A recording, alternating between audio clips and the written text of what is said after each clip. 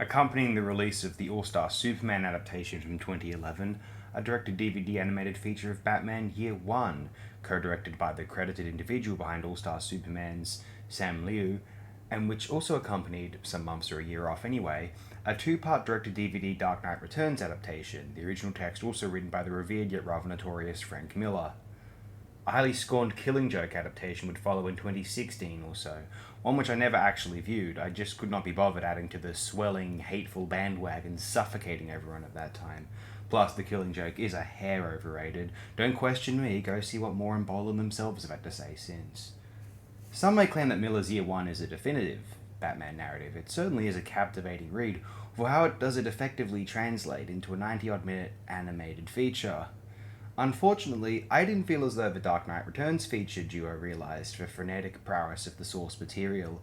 Maybe something about a score accompanying the brazen, unpredictable fever dream energy of Miller's Returns.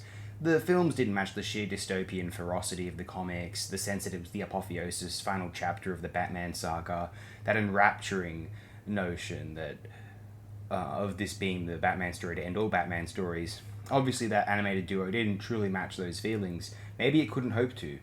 It is with great vigour that I announce the Year One feature was much of what made the Source comic such a strong work within the wider fan base of the Bat. Just like the All-Star Superman feature, a very fine animated work exists to distill the more intricate comic book enthusiast appeals of this enormously iconic character.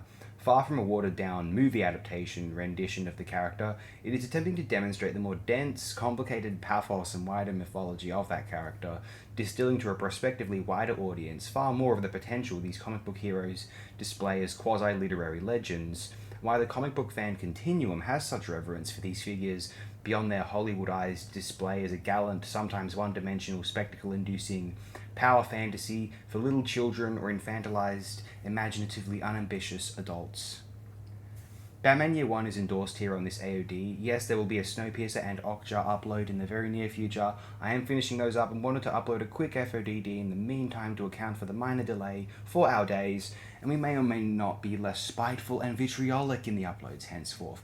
I did telepathically sense the shock and contempt certain viewers had for some of the uploads during the later Park Chan-wook features, and onward, perhaps I went a bit far, but whatever occurred, I got it out of my system, for better or worse. So, going forth, Snowpiercer, Okja, and what this title is indicating, a set of DC Comics feature film adaptations, which we have not covered yet. Starting with this, we'll see what the rest are over the next few days odd. I do hope you find some enjoyment out of those when they arrive.